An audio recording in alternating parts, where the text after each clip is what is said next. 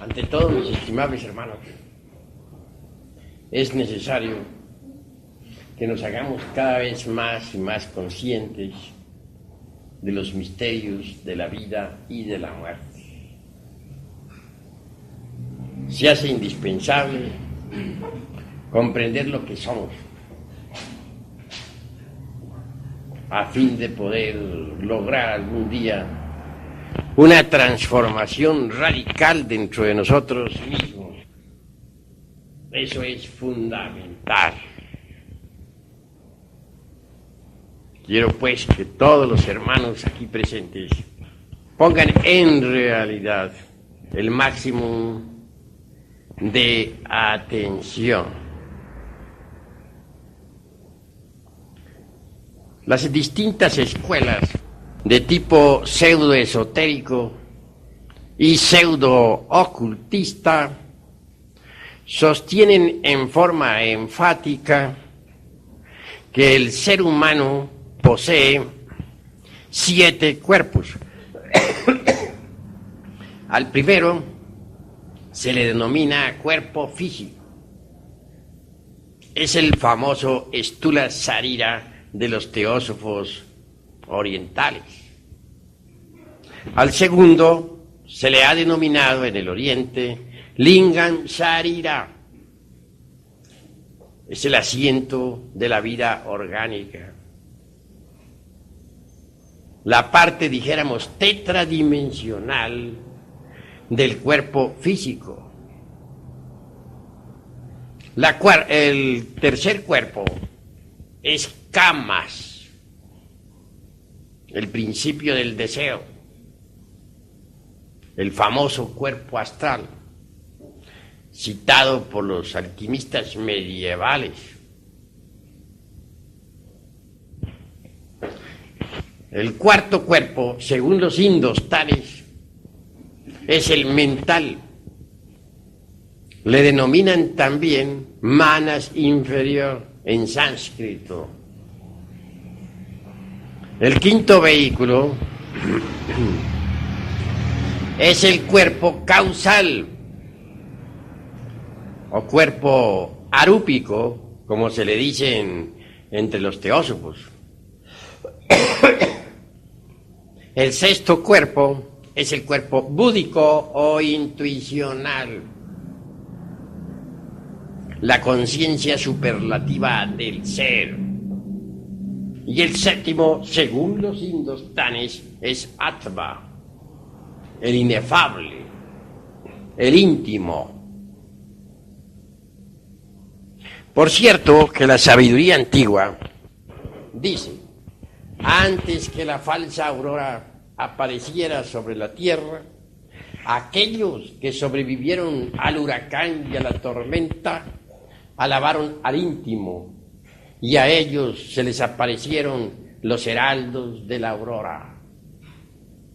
Hay que amar al íntimo, adorar al íntimo, rendir culto al íntimo. He hablado a ustedes, he trazado, dijéramos, un esquema, el esquema de los teósofos, el esquema de la sabiduría oriental. Pero todo esto debe analizarse un poco. Si es que en verdad queremos llegar a tener un pleno conocimiento de sí mismos.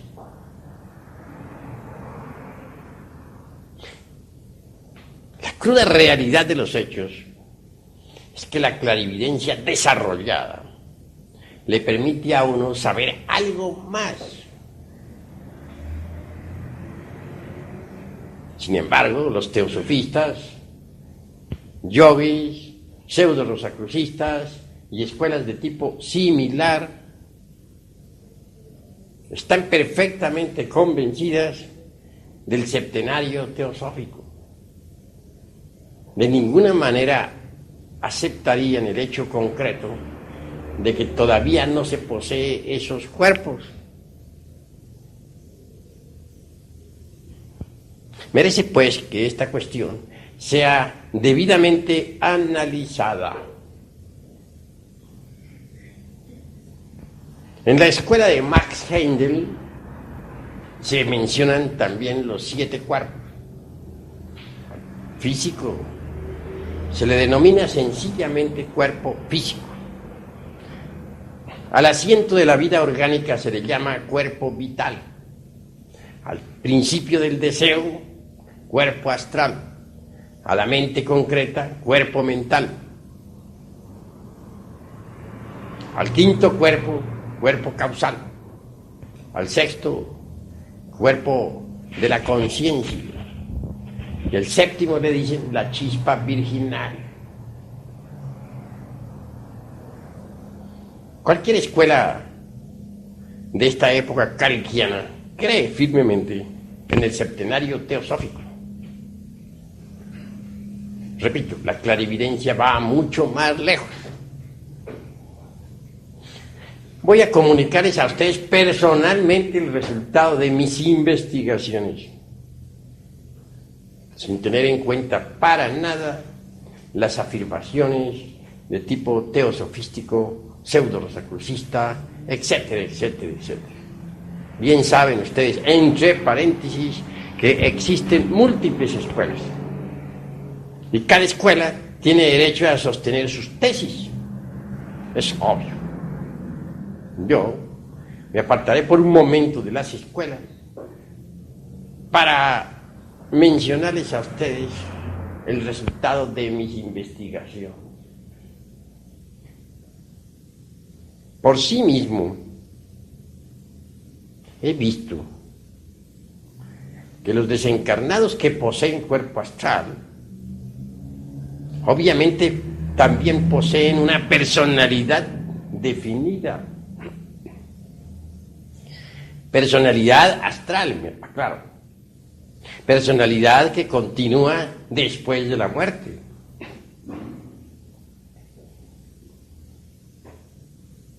Me doy cuenta de que no todos los seres humanos poseen un cuerpo astral. Los que lo poseen, lo tienen. Ese cuerpo astral en el mundo astral parece un vehículo real de carne y hueso. Es un cuerpo definido, con sus órganos, con su fisiología, con su patología, con su ultrabiología, etc. Mas los que no poseen tal cuerpo, uno sabe en el mundo astral que no lo poseen, pues no lo tienen. Tales criaturas parecen meros fantasmas, sonambúlicos, moviéndose precisamente en la quinta dimensión, es decir, en la eternidad, en el astral. Claro, lo que estoy diciendo, en modo alguno podría ser comprobado por los sentidos de percepción externa. Estoy hablando algo que no cabe dentro del mundo de los 5 sentidos. Algo que solamente puede ser evidenciado, verificado en el mundo astral y con sentidos diferentes.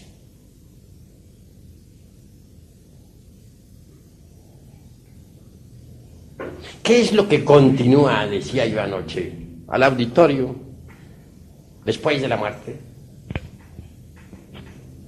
Obviamente, dije, en el desencarnado que posee un cuerpo astral, continuará tal cuerpo.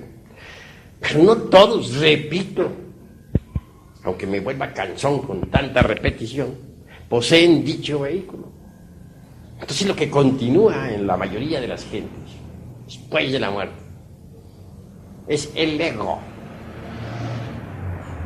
Hay que hacer pues una clara diferenciación entre lo que es el ego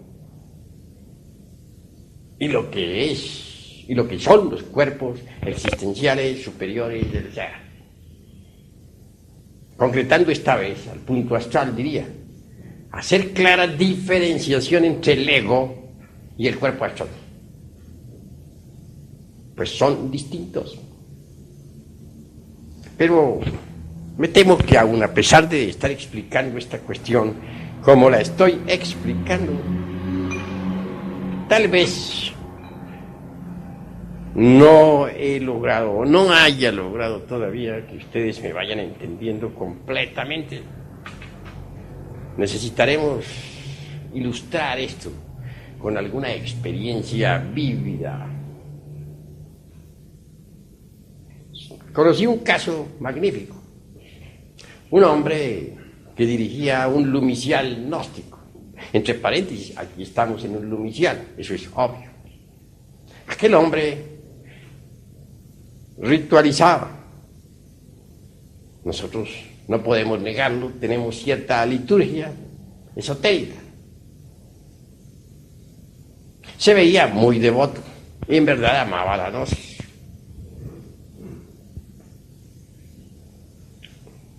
Una vez que hubo desencarnado, me propuse investigarlo con las facultades supranormales en la quinta coordenada, es decir, en la quinta vertical.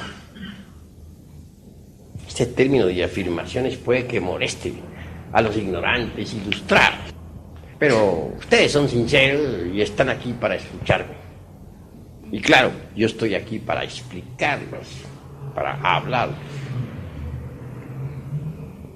Quiero pues que nos pongamos de acuerdo en todos estos temas, a fin de que haya comprensión. Hay sistemas que le permiten a uno abandonar el cuerpo físico a voluntad. Por medio de la hipnología también se consigue. Si ponemos a alguien en estado hipnótico, ya en trance, mediante la voluntad es posible extraer su conciencia de entre el cuerpo físico.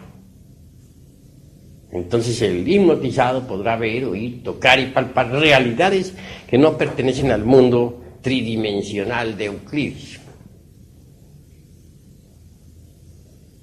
Mas, francamente, no utilizo el sistema de la hipnología por considerarlo demasiado residual, incipiente, ciencia apenas como para parvulitos.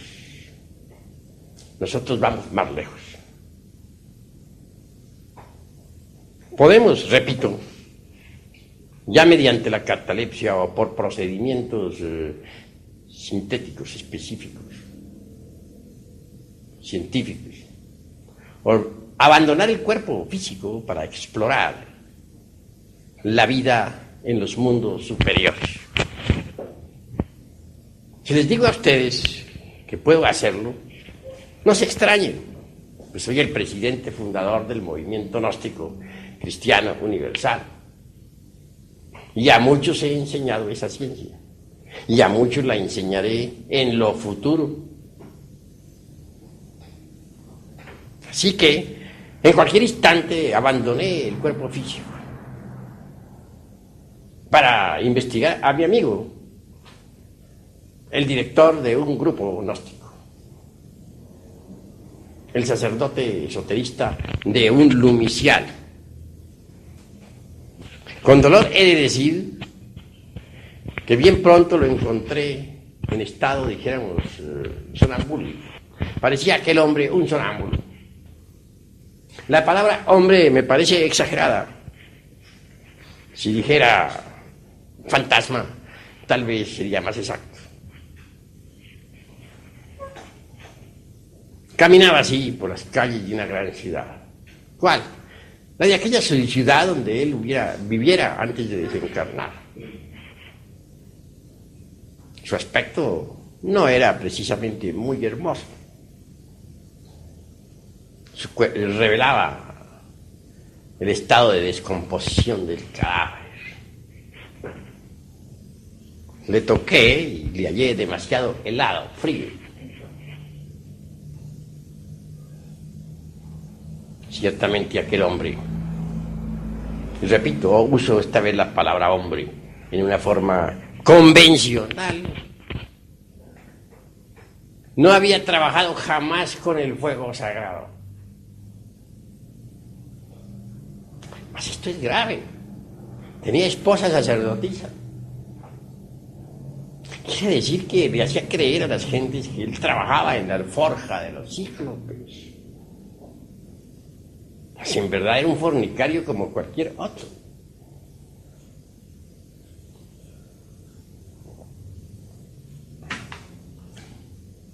Está usted desencarnado, le dije. Su cuerpo físico ya murió, está en un sepulcro. Hágase consciente de esta realidad. Dijo, no, yo no estoy muerto, yo estoy vivo. Le dije, su cuerpo físico ya murió. ¿Posible? Yo me siento igual. Bueno, hagamos un experimento. Mírese en un espejo. Pasábamos en ese instante, yo en mi cuerpo astral y él como fantasma. Entramos a un lugar donde había un espejo. Mírese, vea su rostro. Se miró en aquel espejo y se vio. Un espejo astral, claro está. Parecía un espectro reflejado en el cristal. Salió de aquel lugar y le dije, ¿quiere convencerse? Todavía no lo cree, a pesar de haberse mirado en el espejo, de que usted está muerto. Es imposible, yo no puedo creer que esté muerto. Bueno, hagamos una cosa. Dé un salto alargado con la intención de flotar en el ambiente circundante y verá que puede flotar. Con eso usted se convencerá de que sí está muerto. Porque en el mundo físico reina la ley de la gravedad. Allí da uno un salto y cae al suelo. Pero en el mundo astral reina la ley de la levitación. Los cuerpos flotan. Dijo, bueno, voy a hacerlo, a ver si eso es cierto de que yo estoy muerto. Porque no lo creo. Bueno, dé el salto. El hombre dio un salto largo, prolongado, con la intención de flotar en el ambiente circundante. Fantasma flotando. Pero de pronto se le vino a su mente calenturienta, una mente torpe, la idea de que podría irse de cabeza en instantes de estar flotando. Y convirtió aquello en realidad. Tal idea se volvió un hecho. De cabeza se fue. Entonces se clavó, pues, en tierra con la cabeza hacia abajo y las piernas hacia arriba, formando el signo de la pentalfa invertida. En esos instantes le dije, usted es el que en su mente se ha forjado la idea de que puede irse de cabeza. Todo era en vano. Afloraron en aquel fantasma distintas formas animalescas. Una parecía un toro furioso. Dije, el demonio de la ira. Otra, perro furioso, lascivia. Otra, un caballo que trotaba, lujuria. Etcétera, etcétera, etcétera. Distintas bestias inhumanas surgían de allí, de aquel fantasma. Los diversos yoes de que tanto hablamos anoche en nuestra plática. Y que son una realidad. Bueno, no todos los aquí presentes estuvieron en la plática de anoche, pero creo que sí han oído hablar del yo pluralizado y de los diversos yoes que hay que disolver, entre paréntesis.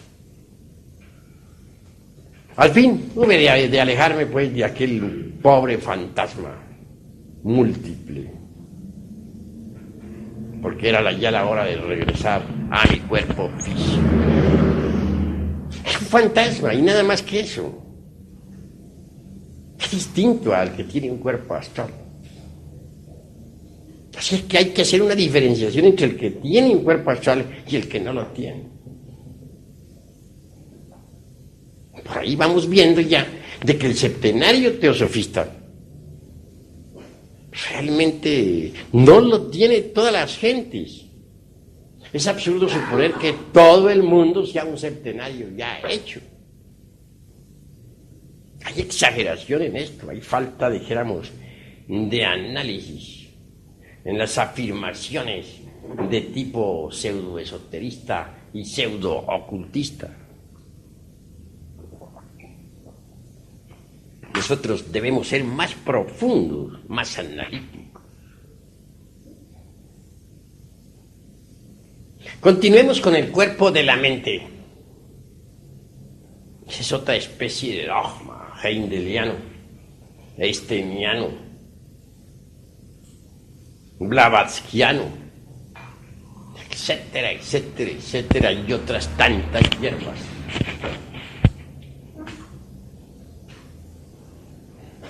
Manas inferior, mente concreta. ¿Pero qué es esto? Vaya, vaya. ¿De dónde van a sacar todos los humanoides mente? Cuerpo mental. Están exagerando la cuestión. Yo no niego que los maestros de la fraternidad, de la luz interior, posean un cuerpo mental individual. Negarlo sería un absurdo. Pero tampoco afirmo que todos los humanoides que pueblan la faz de la Tierra ya posean el cuerpo mental. Que no se exageren las cosas. Las escuelas con personalidades kantianas de esta época no solamente ignoran, eso es lo más grave, sino además ignoran que ignoran. No solamente no saben, sino además ni siquiera saben que no saben. Y eso es doloroso. Mente individual.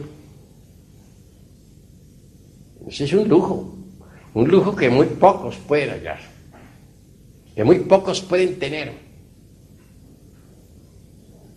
Si hacemos reconsideraciones de fondo, podemos evidenciar por sí mismos que la mente que tenemos parece una veleta, gira de acuerdo con la onda. Hoy un pensamiento, al rato otro, tan pronto afirmamos como negamos, estamos llenos de terribles contradicciones.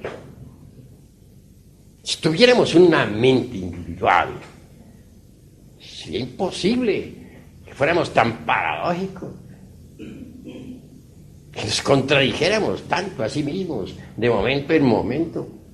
Nosotros sabemos que nos contradecimos demasiado, pero nos las arreglamos, autoengañándonos, con el propósito de no parecernos locos a sí mismos. Siempre encontramos un justificativo o una evasiva para nuestras queridas justificaciones. Sí, es que como yo no había madurado bien esta idea, por eso pensé así, hoy pienso diferente. Oh, es que ya analicé mejor la cosa y el negocio que pensaba hacer ya no lo hago. Etcétera, etcétera, etcétera. Siempre algún malabar hacemos con el entendimiento para autoengañarnos, pues no tenemos ganas de pensar que somos locos. Eso nos disgusta horriblemente. La realidad es que mente individual es muy difícil allá. Hay que fabricarla y la gente no la ha fabricado. Lo que tenemos son mentes y esto es diferente. Dentro de nuestra persona humana, si humana se puede llamar, entre paréntesis, cosa que pongo en tela de juicio, viven muchas personas de tipo psicológico. Observemos las contradicciones. Vamos a comer y decimos, voy a comer. Mas de pronto nos asalta otra idea, nos asalta una idea que sale del yo del movimiento. Dice, no voy a comer todavía, voy a ir a tal o cual lugar. Tal idea puede ser también saboteada por el yo del intelecto. Y dice, pero bueno, ¿a qué voy a tal lugar? Mejor me siento a leer el periódico. Vean ustedes en riña 3 personas. La del estómago que quiere comer. La del movimiento que no quiere comer todavía. Y como tercera en conflicto, sale la del intelecto. Entonces quiere decir que dentro de nuestra persona psicológica existen muchas personas. Eso es obvio. Pero además no se trata de personas meramente insustanciales o cosas así por el estilo. Son personas psicológicas con realidad, que existen en el espacio psicológico. Si aceptamos que existe un espacio tridimensional, debemos aceptar también que existe el espacio psicológico. Esto es incuestionable. Dicen que Jesús, el gran Kabir, sacó del cuerpo de María Magdalena 7 demonios. Indubitablemente se trata de los 7 pecados capitales: ira, codicia, lujuria, envidia, orgullo, pereza, gula, etcétera, etcétera, etcétera. Si multiplicamos esos 7 por otros 7 y otros tantos 7 más, llegaremos a la conclusión que dentro de nuestra persona existe legión.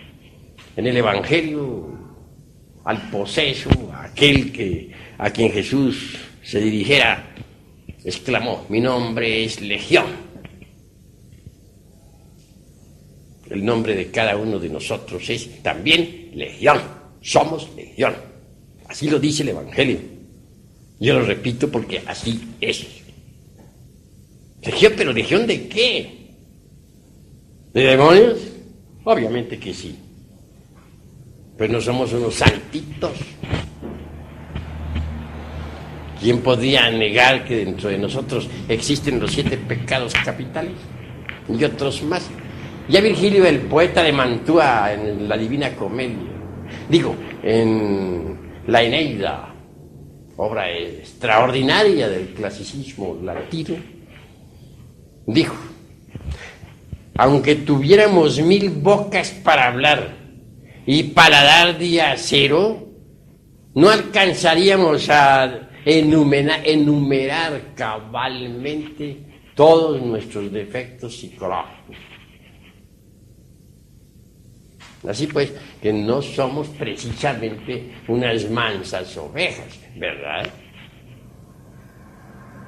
Cada uno de esos demonios que dentro llevamos tiene su propia mente. Entonces, tenemos muchas mentes. Eso es indubitable. Pero una mente individual, un cuerpo mental, tal como lo enseña el teosofismo oriental, o como lo enumera Max Heindel, el fundador de la Oceanside en San Francisco de California. No, la humanidad actual no la tiene. Pero ¿en qué me baso yo para estar haciendo estas afirmaciones tan enfáticas a un auditorio aquí tan respetable? No pienso que ustedes crean que estoy haciendo, dijéramos, afirmaciones dogmáticas. Pues hay en muchos de ustedes sinceridad.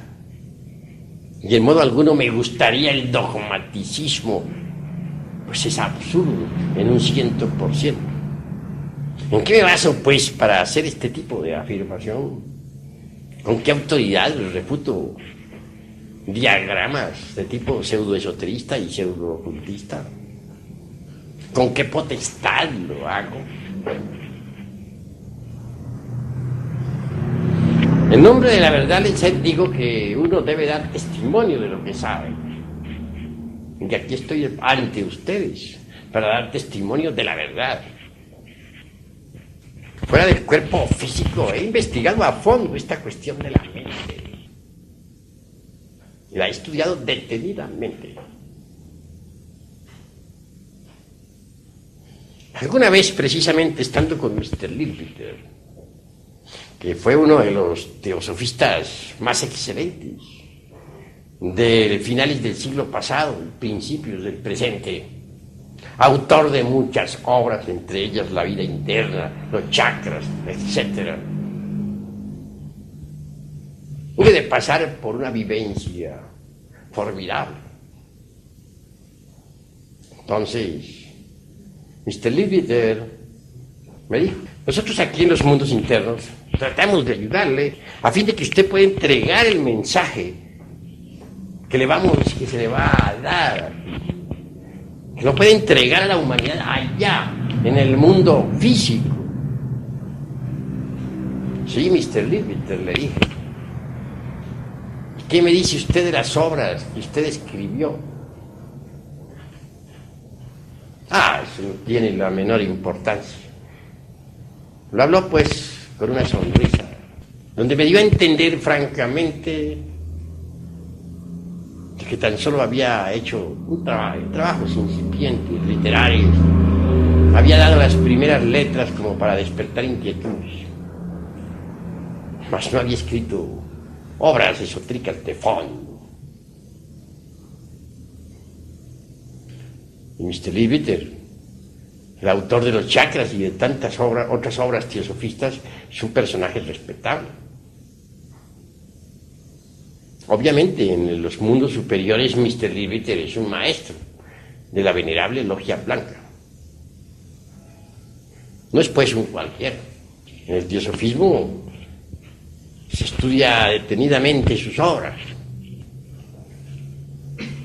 Luego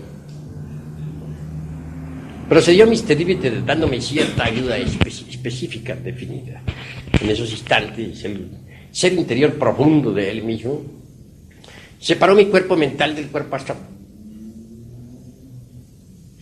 y me llevó a Egipto, la tierra de los faraones. Penetré en un templo. Allí me encontré con algunos antiguos iniciados, amigos míos. Estuve platicando con ellos amigablemente. Venerables ancianos de la época del faraón Kefre. Regresé nuevamente a mi cuerpo astral. Pero el viaje lo hice en mental. Y con mi cuerpo mental regresé nuevamente para meterme dentro del cuerpo astral. Le dije, esto es maravilloso. Formidable. Di las gracias a Mr. Leadbeater, me despedí. Él se alejó de mí, se internó por esas calles de Londres, pues él fue inglés. Y yo le saludé todavía desde lejos. Un hombre consciente, un hombre despierto, un verdadero maestro.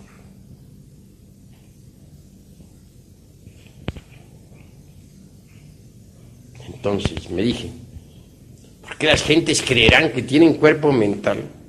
Yo lo tengo, sí, lo tengo, porque lo fabriqué en antiguas edades, pero todo el mundo no se ha dedicado a estos estudios. ¿De dónde sacan eso de que tienen un cuerpo mental individual? ¿Por qué exageran la nota todos los textos de tipo pseudoesoterista y pseudoocultista? La gente lo que tiene son múltiples yoes, y cada yo tiene su propia mente. Es decir, la gente tiene muchas mentes, pero más no una sola mente, como lo supone. Pasemos ahora a la cuestión del cuerpo causal. El cuerpo causal es el cuerpo de la voluntad consciente. En el mundo de la voluntad consciente encuentra uno las causas de sus propios errores, las causas de sus equivocaciones, los yoes causas. Pues cada yo tiene su causa que lo produce. En el mundo causal encuentra uno la ley de la balanza, la ley de la justicia cósmica. Descubre uno en el mundo causal que toda causa tiene su efecto y que todo efecto a su vez se convierte en causa. Alguna vez hallándome en el mundo de las causas naturales, dentro de un templo magnífico y en cuerpo causal, hube de acercarme a un orador. Este daba explicaciones a sus discípulos en el mundo de las causas naturales. Algo le dije con el propósito de estudiar el encadenamiento de causas y efectos. Le hice una pequeña refutación a un concepto con el que no estaba muy de acuerdo. Él, a su vez, vi que se sintió un poco incómodo con mi refutación y hizo otra afirmación. Esa otra afirmación se convirtió en otra, y esa en otra, y esa en otra, y total se despertó, se puso en movimiento toda una serie de causas y efectos. Entonces comprendí lo que es el mundo causal. Allí se encuentra uno con los maestros del karma. Ellos viven en el mundo de las causas naturales. Pues no todos poseen un cuerpo causal. Descubre uno en el mundo de las causas naturales millones de criaturas. ¿Sí? Dijéramos, el alma humana de millones de personas. Cada persona tiene su parte anímica o humana en el mundo de las causas naturales. Pero esas almitas, perdóneseme el distintivo, que lo hago intencional, con un propósito definido, no se han desarrollado todavía. No poseen, propiamente dicho, el cuerpo de las causas naturales, el cuerpo causal. No han adquirido la estatura del hombre causal. Si dijera que esas almitas son fantasmas causales, daría una pálida idea. Muy lejana, por cierto, de lo real. Porque no podríamos denominar en modo alguno fantasmas a las almas causales. Pues son criaturas muy reales. Pero tampoco han alcanzado tales criaturas el estado aquel del hombre causal. El hombre causal es el hombre causal. El hombre causal es quien posee un cuerpo causal, quien lo ha fabricado. Un hombre causal vive allí como hombre de verdad, no como un simple elemento, sino como un hombre. Tiene una personalidad completamente definida, la personalidad causal. Sin querer engreírme en modo alguno ante este grupo de selectos amigos y amigas, he de afirmar en forma enfática que yo soy un hombre causal y que conozco mi mundo, que tengo mi centro de gravedad establecido en el mundo causal. Desde esa región me he proyectado aquí ante ustedes para platicar, para enseñar. Desde esa región me proyecto al mundo astral para trabajar, o al mundo de la mente, cuando es necesario. Así pues, ¿qué? Doy testimonio de lo que es, sin importarme que las gentes crean o no crean. El septenario teosofista realmente no es para todos. Uno tiene que fabricar esos cuerpos, astral, mental, causal, para poder convertirse en hombre de verdad, en hombre causal. Solo un hombre real puede recibir los principios anímicos y espirituales, o étnicos, el neuma de los gnósticos, el espíritu, para convertirse en hombre. Pero el que no ha fabricado tales cuerpos no es hombre. Estoy haciendo una afirmación bastante espinosa. Ustedes me toleran, porque son personas simpáticas. Tal vez, si hablara en la plaza pública y le dijera a las gentes esta verdad, podría ser apedreado, como Esteban, o lapidado allá en la tierra de los moros, como Raimundo Lulio, el gran alquimista medieval.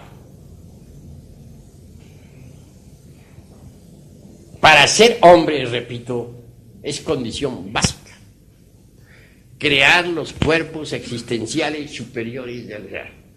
Ustedes no poseen tales cuerpos, mas sí poseen los gérmenes para los mismos. Esos gérmenes están depositados en las glándulas endócrinas sexuales. Entre paréntesis, no son, como muchos creen, cápsulas cerradas. No, las glándulas endócrinas sexuales excretan hormonas, incretan hormonas.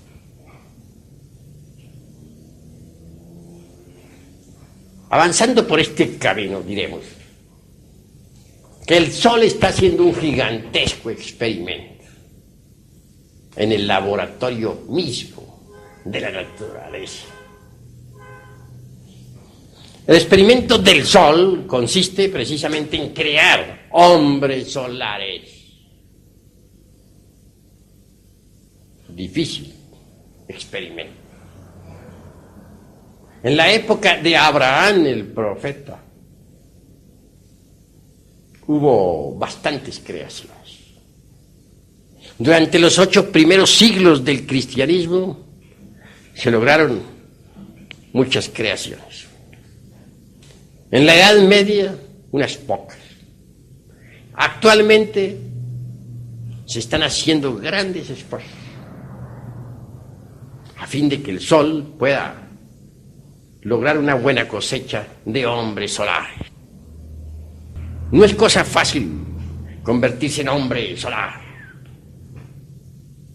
Se necesita ante todo de cooperar con el experimento solar.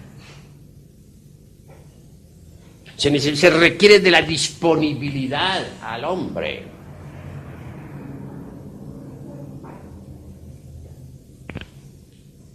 Solo así tales gérmenes podrían desarrollarse.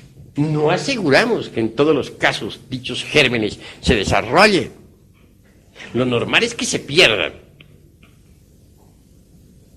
Mas si cooperamos con el Sol, podremos lograr tal desarrollo. Ahí está el germen para el cuerpo astral. En esas glándulas endócrinas del sexo está el germen de la mente y el germen del causal. Pero para que estos gérmenes puedan desarrollarse, se necesita de tierra fértil. Obviamente, si el terreno es fértil, los gérmenes germinarán. Mas si no lo es, se perderán. Si experimentamos con glándulas, dañamos el terreno para el desarrollo de los gérmenes. Los trasplantes glandulares, los experimentos con diversas hormonas, los ensayos con tiroxina, etcétera, etcétera, etcétera, indubitablemente alteran el terreno humano, el cuerpo orgánico, impidiendo la germinación de tal simiente. Y esto es gravísimo. Sin embargo, los científicos están convencidos de su ciencia. Creen que los trasplantes, los ensayos con hormonas, los cambios de glándulas, por glándulas de mono, etcétera, etcétera, etcétera, son un gran adelanto. Lo cual en el fondo resulta risible y muy falso. Bien sabemos nosotros lo que son las hormigas. Uno se admira cuando observa un palacio de hormigas. ¡Qué organización tan perfecta! Lo único que siente uno un poco de dolor es al saber que todo aquello se hace automáticamente.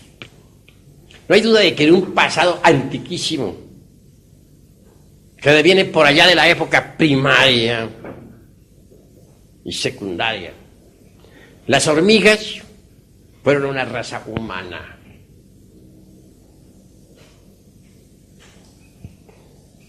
Establecieron ese orden social a base de tremendas dictaduras sangrientas. Eliminaron los principios religiosos por considerar que les saboteaban el orden dictatorial. En un principio se necesitó del guante de hierro de un Stalin. Hablo en forma símil, pues no quiero concretar a Stalin como personalidad. A través del tiempo los movimientos se volvieron y fueron haciéndose automáticos. Como quiera que la inteligencia se atrofió, todos los movimientos se heredaron de padres a hijos. Se hicieron ensayos glandulares de toda especie que alteraron la morfología humana.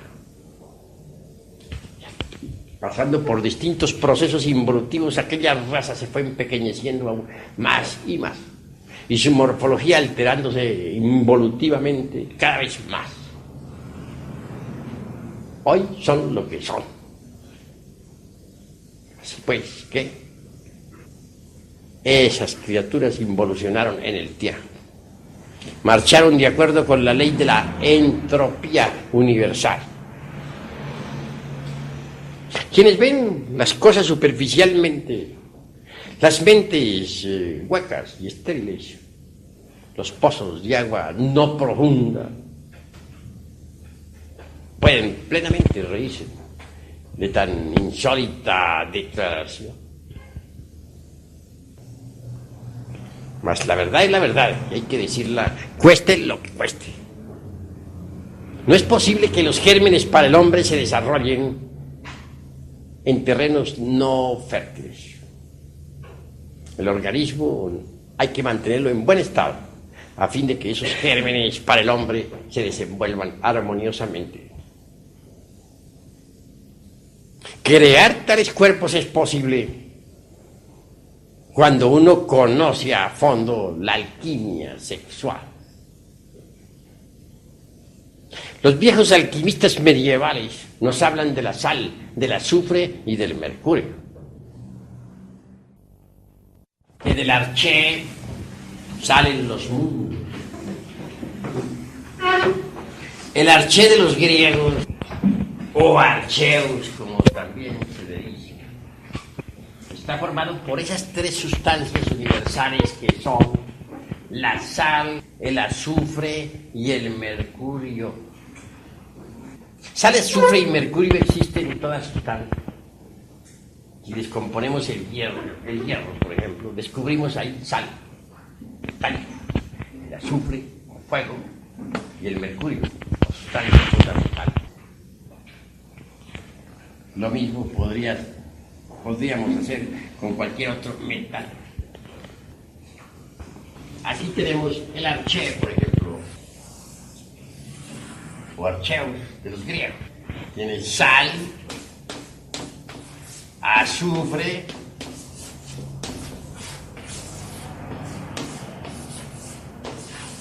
mercurio,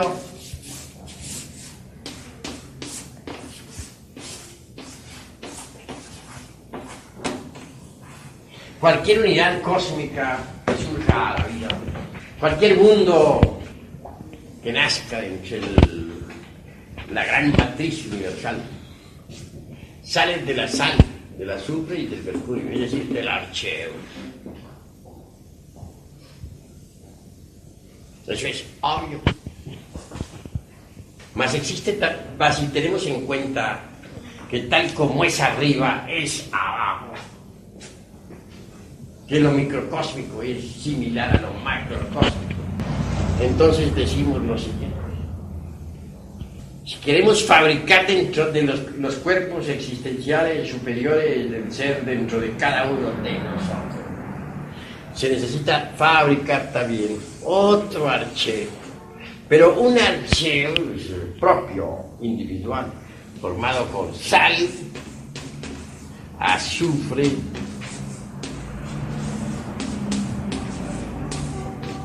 mercurio,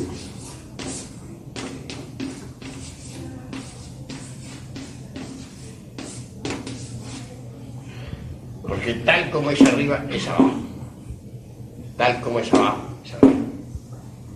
Queremos tener los cuerpos astral, mental y causal, fabriquemos el arché dentro de nosotros mismos. ¿Quiere la inteligencia universal crear un nuevo sistema solar? Tiene que fabricar el arché allá arriba, en el espacio interplanetario. Tal como es arriba es abajo. Más, todo esto requiere cierto análisis didáctico, cuidadoso, cierta explicación dialéctica de fondo, a fin de que no se formen confusiones en el entendimiento.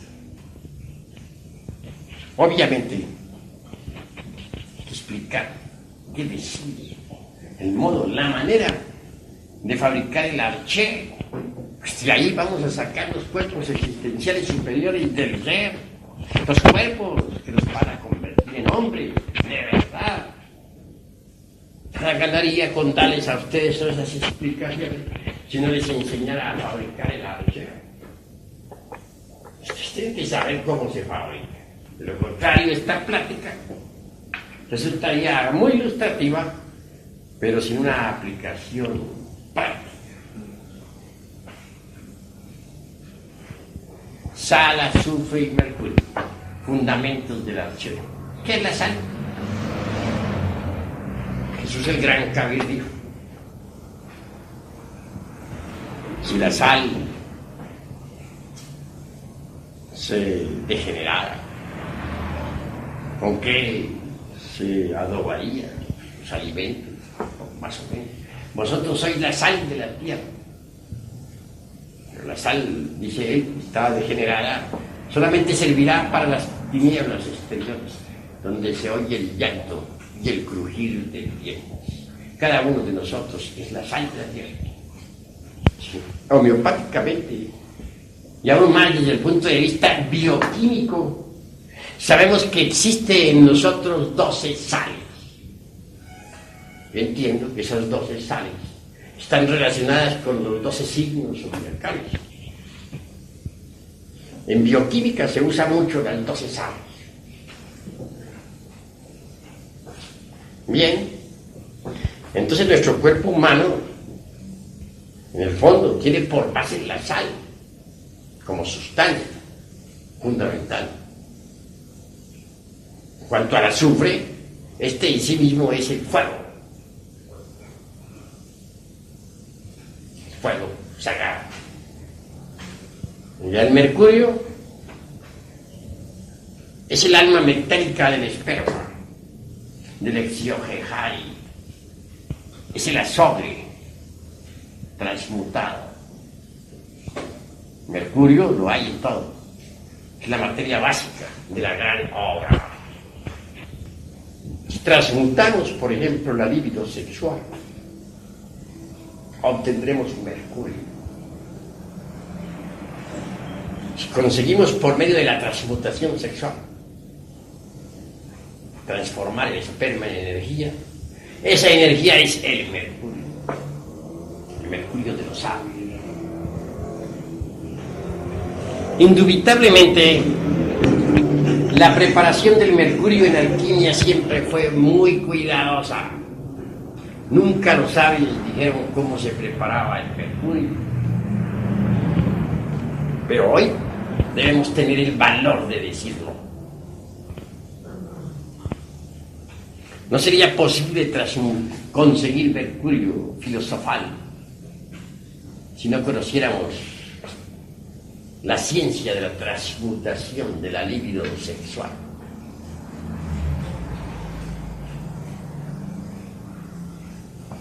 El fundamento de la transmutación está en el arcano AZF. Dicho arcano está depositado entre los tesoros mismos del Aryavarta-Hasra. Mucho se ha hablado sobre el Aryavarta-Hasra en las tierras tibetanas. Obviamente, allí está el tesoro. Se conserva siempre en secreto el arcano AZF. Sabré enseñar aquí claramente tal arcano sin escandalizar a nadie. Diré únicamente que lo básico sería lograr la conexión del Lingam Yoni sin eyaculación del ens seminis, dentro del cual, como dijera Felipe Teofastro, bombastro de Ongre, aureola Paracelso, se encuentra todo el ens virtutis del fuego. El lingam, como órgano generador, es el phallus griego. Cuanto al yoni, órgano femenino, está representado siempre por la urna sagrada de los grandes misterios, por el santo grial, por la copa de plata de Benjamín, por el vaso de Hermes Trismegisto, etc. En la India, Shiva, como tercer lobo, tiene hermosos atributos. Bien sabemos lo que son los atributos de Shiva, o sus símbolos fundamentales. El lingam negro embutido en el yoni metálico.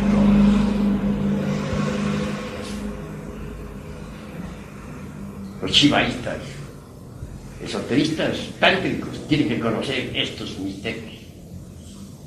En todo caso, mediante la transmutación del exiohejari, o esperma sagrado, deviene el alma metálica del mismo, que es el mercurio. Ese mercurio es energía que asciende por ciertos canales nerviosos hasta el cerebro. Cuando tal energía recibe el fuego, cuando es alimentada por el azufre, el exiohejari se crea inevitablemente. Digo, el arché se crea inevitablemente. De manera que el mercurio debe ser ejecutado por el azufre, el fuego sagrado del Espíritu Santo de nosotros. Y las operaciones del fuego y del azufre y del mercurio sobre la sal queda formado el exiohejari. Nuevas combinaciones, nuevas operaciones, progresivas siempre en forma dialéctica, hacen que la sal, animada por el azufre y el mercurio, asuma forma extraordinaria y se convierte en el cuerpo Hashem. Mucho más tarde, en una octava más elevada, la sal fecundada por el azufre y el mercurio se convierte en cuerpo metálico, posteriormente en causal. Así llega uno a poseer los cuerpos existenciales superiores del ser. Pero hay que formar ante todo el arché en nosotros a base de sal, de azufre y de mercurio. De allí, de ese arché, brotan los cuerpos existenciales superiores del ser. Allá arriba, de ese arché, brotan las estrellas, los mundos que brillan y palpitan en el espacio infinito. Porque tal como es arriba, es abajo. En el microcosmos se repite lo que sucede allá arriba, en el macrocosmos. Hermanos, ha llegado la hora de comprender a fondo todo esto, profundamente y en todos los niveles de la mente. Solo creando los cuerpos astral, mental y causal nos convertimos en hombres de verdad. Cuando uno crea tales cuerpos, recibe los principios anímicos y espirituales. Se hace hombre, pero hombre de verdad. Hay que hacer una plena diferenciación entre lo que es el hombre real y lo que es el animal intelectual.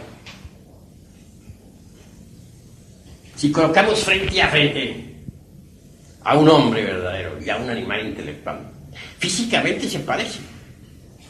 Y puede que hasta el animal intelectual llegue a tener una aparente chispa más intelectual que el hombre auténtico. Son muy similares. Puede ser que un bribón del intelecto eclipse totalmente a un hombre real, a un hombre sencillo. Pero más obsérvese la conducta del animal intelectual. Compárese con la del hombre y se verá que son diferentes. El hombre tiene un altísimo sentido de responsabilidad moral. El animal intelectual no lo tiene. El hombre no es fornicario. No se atrevería jamás a derramar el vaso de Hermes Trismegisto, el 3 veces grande dios Ibis de paz. El animal intelectual se reproduce como bestia, actúa como bestia, vive como bestia, aunque se vista elegante. Así que hemos de ser profundos en el análisis. No olviden ustedes que yo soy matemático en la investigación y exigente en la expresión. Estamos hablando de algo muy grave. Se trata de crear hombres. Se trata de afirmar en forma enfática que el animal intelectual no es el hombre. Las afirmaciones están insólitas, mas son terriblemente reales. No estoy obligándoles a ustedes a que acepten esta noche la tesis que enfatizo. Ustedes tienen libertad para aceptar o rechazar la enseñanza. También les doy plena libertad para refutar. Así que únicamente me limito a la exposición.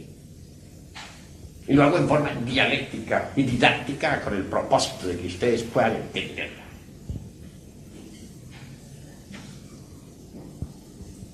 Las escuelas de tipo pseudoesotérico y pseudocultista obviamente están haciendo afirmaciones falsas. Están diciendo que todo el mundo tiene el septenario teosófico. Es decir, están afirmando que todos son hombres, lo cual no es cierto. Más vale decir la verdad y no llevar a otros por el camino de la mentira, de la falsedad. La verdad duele, sí, duele mucho, pero hay que decirlo. Por eso el dicho vulgar afirma: la verdad no peca, pero incomoda. ¿Están ustedes seguros de que ya son hombres? ¿En qué se fundamentarían ustedes para semejante creencia? ¿Cuáles serían los basamentos sobre los que podrían sustentar su tesis? Es mejor que analicemos estas cosas a fin de que nos hagamos más conscientes de lo que somos. Haciendo un inventario real de lo que nos sobra y de lo que nos falta, podremos trabajar sobre sí mismos y cambiar radicalmente. Mas digo también que no bastaría crear únicamente los cuerpos existenciales superiores del ser para convertirnos en hombres. Hay necesidad de algo más. Se dice en alquimia que estos cuerpos, astral, mental y causal, deben ser convertidos en cuerpos de oro puro.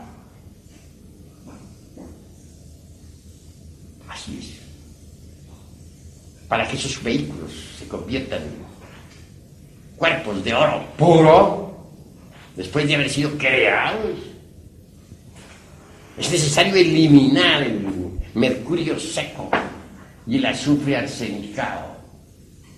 El mercurio seco son precisamente todos esos yoes inhumanos que en nuestro interior cargan, es decir, nuestros defectos de tipo psicológico. Y en cuanto al azufre arsenicado, este en sí mismo es el fuego infernal o inhumano que llevamos en nuestros bajos fondos animales. Si procedemos eliminando de sí mismos nuestros defectos psicológicos, si creamos los vehículos existenciales superiores del ser, estos en última síntesis se convertirán en cuerpos de oro espiritual, oro real, atómico.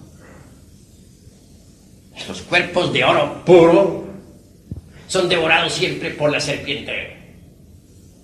¿Pero qué es la serpiente? Ya he dicho que la serpiente brilla en Anáhuac, que la serpiente resplandece en los misterios de Egipto y de Babilonia, de Samotracia y de Troya, de Roma y de Cartago. Moisés transformó a la vara en una serpiente. La serpiente es el fuego sagrado que debemos despertar dentro de nosotros. Es una parte de nuestro propio ser, pero derivada. Si conseguimos desarrollarla en nuestra anatomía oculta, habremos logrado un gran triunfo. Los mayas dicen que no basta despertar la serpiente.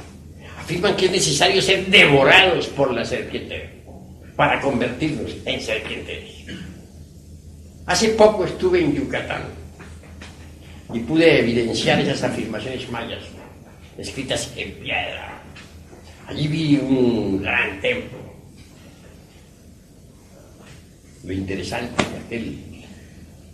de aquel templo es que había una serpiente en piedra, enorme, gigantesca. Y dentro de la misma, dentro de sus fauces, aparecía un hombre.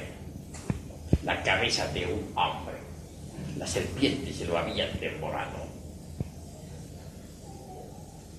Los hindustanes nos hablan de Kundalini Shakti, la serpiente ígnea de nuestros mágicos poderes. Desarrollarla es indispensable para gozar de las facultades trascendentales y trascendentes del ser. Mas eso no es todo.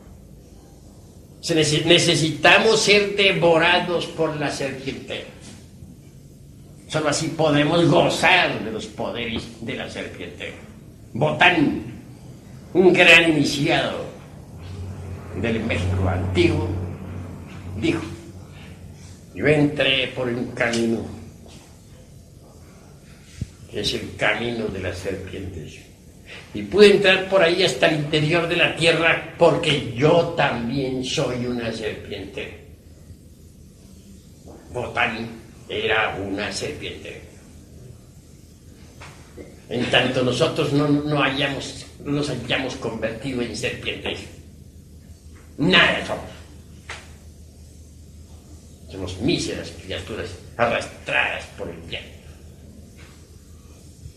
Nada valemos. Necesitamos transformarnos, y esto solamente es posible convirtiéndonos en serpientes. Mucho más tarde la serpiente se la devora el águila. El águila del espíritu, el lobo. Y entonces nos transformamos aún más. Nos convertimos en la serpiente emplumada, como nuestro Señor Quetzalcóatl. La serpiente emplumada no solamente la tenemos aquí en nuestro querido México, también existe en el Tíbet, en el Tíbet oriental y en la India. Aquel que se convierte en hombre debe unirse, integrarse con la divinidad. En un códice de Anáhuac encontré una afirmación simbólica extraordinaria. Dice: los dioses crearon a los hombres de madera, y después de haberlos creado, los fusionaron con la divinidad. Luego añade: no todos los hombres logran fusionarse con la divinidad.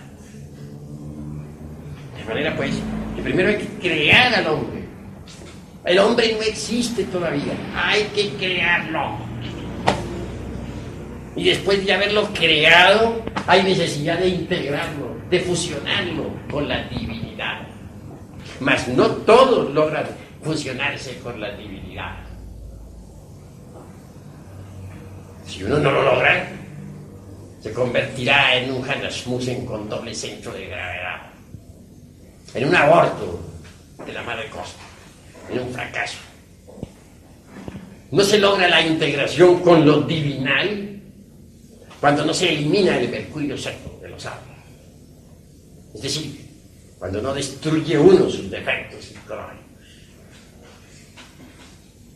Hanasmussen con doble centro de gravedad tiene dos personalidades completamente definidas: la angélica y la diabólica. Personaje así inevitablemente tendrá que ingresar al Mixtlán y a Náhuatl, es decir, a los mundos infiernos, para involucionar en el tiempo hasta convertirse en polvareda cósmica. Solo por las puertas de la muerte segunda podrá una criatura así ser salvada, porque la esencia en semejantes condiciones, después de la muerte segunda, quedará liberada para ingresar en los paraísos elementales de la naturaleza e iniciar nuevos procesos evolutivos. Sí, pues, estamos ante el dilema del ser y del no ser de la filosofía. O nos transformamos o no nos transformamos. Si queremos transformarnos, tenemos que aprender a transmutar el esperma en energía sagrada para convertirnos en hombre. Y si no procedemos así, entonces involucionaremos en el Mixtlán. Estamos ante el dilema del ser y del no ser de la filosofía. Y no podemos dar un paso atrás y estaremos perdidos. Las escuelas de tipo pseudoesoterista y pseudo-ocultista que tanto énfasis hacen sobre el dogma aquel de la evolución no sirven para nada. Ni la evolución, ni su hermana gemela la involución van a llevarnos a nosotros a la liberación final. La evolución existe en el grano que germina, en la planta que crece, en el árbol que al fin da fruto. Involución existe en todo lo que decrece, degenera y muere. Hay evolución en el feto que se desarrolla dentro del vientre materno. Hay evolución en la criatura que surge a la existencia. Hay evolución en el joven, vibrante y activo. Hay involución en el anciano, que entra en estado de decrepitud y al fin muere. Las leyes de la evolución y de la involución son leyes completamente mecánicas, que nada tienen que ver con la liberación final. Nosotros necesitamos meternos por la senda de la revolución de la conciencia, por la senda del superhombre, por la senda de la revolución en marcha, por la senda del Cristo rojo. Ese es el camino que puede conducirnos a la autorrealización íntima del ser. Jesús, el gran maestro, dijo: angosto es el camino y estrecha la puerta que conduce a la luz. Mas muy pocos son los que lo hallan. Así pues, el camino de la revolución de la conciencia se aparta de la rueda fatal de la evolución y de la involución. Es el camino de la alquimia, es el camino de la disolución del ego, es el camino del sacrificio por la humanidad. En vez de meternos dentro de los temas bastante confusos, de enjundioso contenido relacionados con el dogma aquel de la evolución, más vale que transmutemos el esperma en energía creadora. Solo así un día podremos desarrollar en nosotros los gérmenes para convertirnos en hombres. Eso es lo fundamental. Hasta aquí mis palabras de esta noche. Si hay alguno de ustedes que tenga algo que preguntar, bien puede hacerlo con la más entera libertad. Tiene la palabra. ¿Tuviera la bondad de explicarnos lo de Cristo rojo? Con mucho gusto daré la explicación sobre el Cristo rojo. Antes hablaré sobre el Cristo blanco.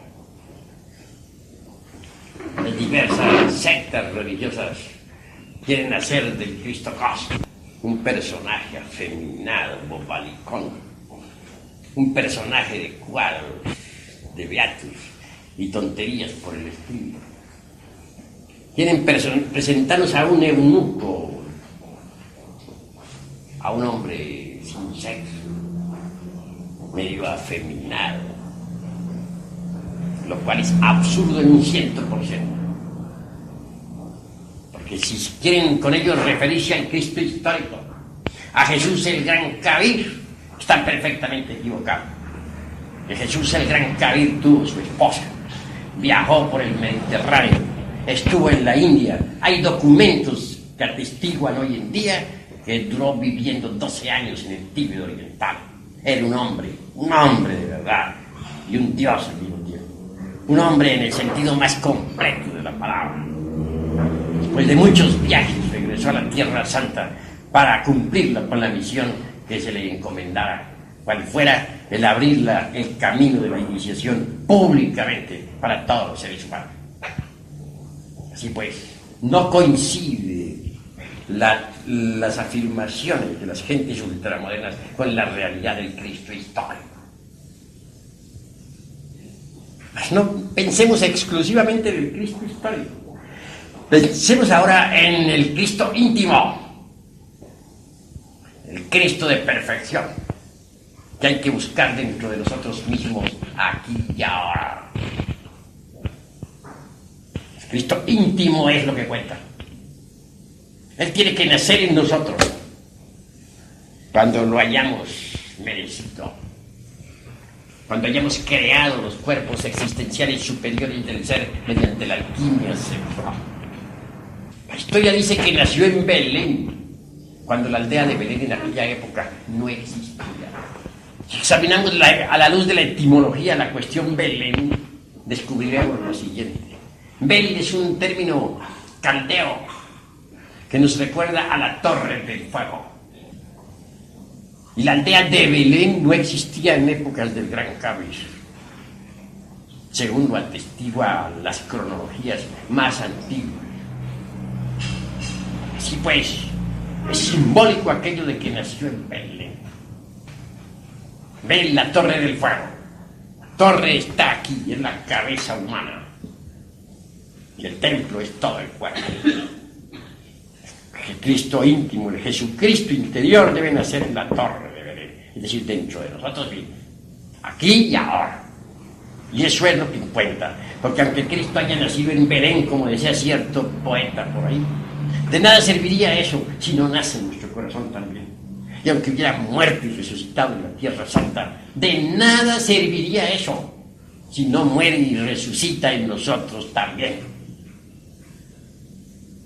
Yendo más al fondo, el Cristo íntimo nos ayudará en la eliminación de los elementos indeseables que en nuestro interior cargan.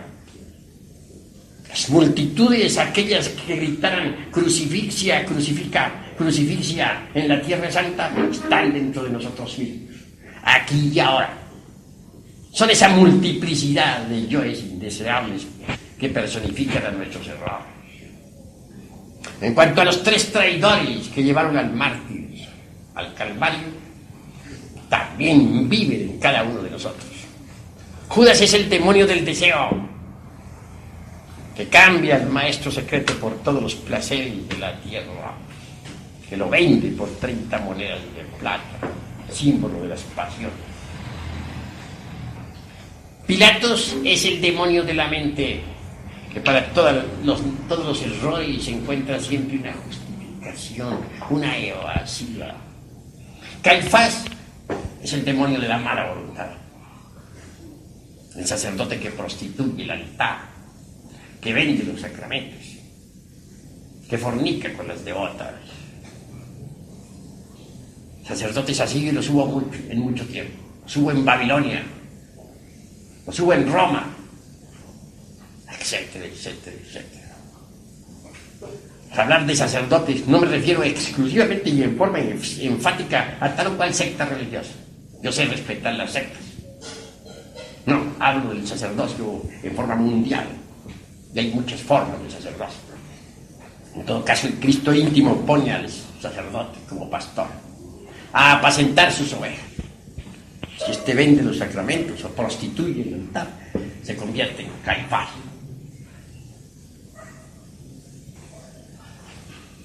Los 3 traidores crucifican al Cristo íntimo. Y el Señor de perfecciones debe vivir todo el drama cósmico, tal como está estipulado en los 4 evangelios, dentro de nosotros mismos, aquí y ahora. Al fin, el Señor es crucificado íntimamente, y eso lo sabe cualquier clarividente iluminado. Posteriormente, depositado en su tumba de cristal, dentro de sí mismo, en el fondo mismo de nuestro corazón. Así el alquimista, trabajando febrilmente en la gran obra, eliminando sus defectos psicológicos, consigue que el Señor resucite en él. Y él en el Señor. Así pues la resurrección hay que hacerla aquí y ahora, y en vida, no para dentro de unos tantos millones de años. Ahora mismo, aquí mismo, ahora. Cuando el Señor se viste con la púrpura de los reyes, porque ha triunfado, porque ha vencido las tinieblas dentro de sí mismo, porque con su propia muerte ha matado a la muerte. Se dice que es el Cristo rojo, porque es fuego y luz. Así pues, nosotros debemos pensar en el Cristo rojo que vive dentro del superhombre. Eso es lo que cuenta. ¿Hay alguna otra pregunta, maestro? Sí. ese Cristo íntimo que está entre nosotros, a pesar de la miseria, de toda la carroña que lo cubre, reconoce en un tiempo que es el efecto de una causa. El Cristo rojo, cuando encarna en sí mismo, es decir, cuando encarna en nosotros, no solamente conoce los efectos, sino también las causas. El Cristo en sí mismo sabe que cada uno de nuestros yoes, de nuestros defectos psicológicos, deviene de causas originales, de causas equivocadas. Él trabaja sobre las causas del error, que alterando tales causas altera el error, lo elimina. Si no se trabajara sobre la causa, el efecto no desaparecería. Él trabaja sobre las causas para poder eliminar los efectos equivocados. Así es como el Cristo rojo nos libera.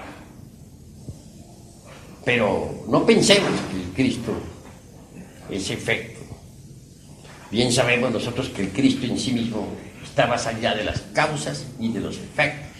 Él es lo que siempre ha sido y lo que siempre será. Distingamos claramente entre el orden causativo, entre la armonía de causas y efectos, entre la concatenación o eslabonamiento y lo que es el Cristo.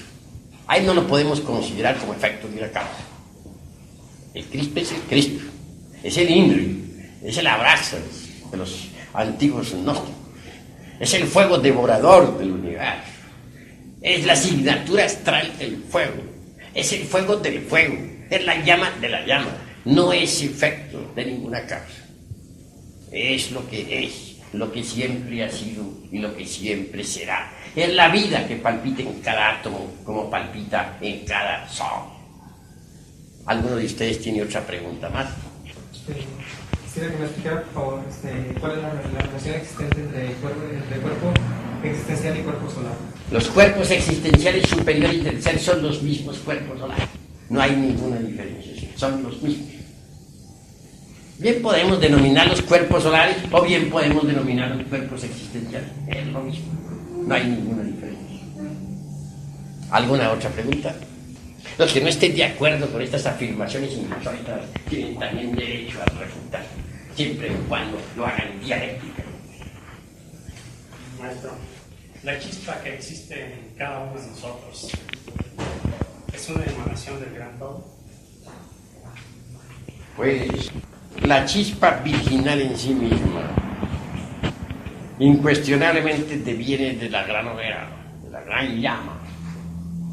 Es una emanación, dijéramos, del eterno Padre Cósmico Común. Hagamos una plena discriminación o diferenciación entre A Elohim y Elohim. Elohim está formado por el ejército de la voz, por la gran palabra, por el Oxerajore. Elohim es el andrógeno divino, o los andrógenos de los divinos, porque Elohim en sí mismo es una palabra que significa diosas y dioses. Bien sabemos que los Elohim son andrógenos inefables, es el ejército de la voz, es el verbo de San Juan, es la chispa virginal dentro de cada uno de nosotros. Todo el conjunto del ejército de la palabra es el demiurgo creador, o logos manifestado. Pero debemos también entender que este logos manifestado, este ejército de la palabra, la chispa divina que en el fondo de nuestra conciencia mora, deviene originalmente de A Elohim, es decir, de la divinidad incognoscible e inmanifestada, del eterno Padre Cósmico Común. Así pues, Elohim viene de A Elohim. A Elohim es la seidad todopoderosa, la seidad cósmica, que está más allá del cosmos, la seidad incognoscible e inmanifestada, que nadie podría burilar, cincelar, alegorizar de ninguna manera. Nosotros podemos alegorizar a Elohim. Tenemos derecho a simbolizar a Elohim. Pero no podíamos burilar, ni cincelar, ni alegorizar, ni simbolizar en ninguna forma a Elohim, es decir, a la seidad inmanifestada e incognoscible. Eso es todo. ¿Alguna otra pregunta?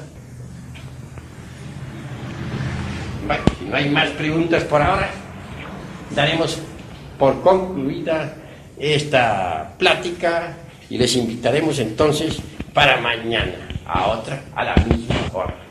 Todos están invitados para mañana. Paz inverencial.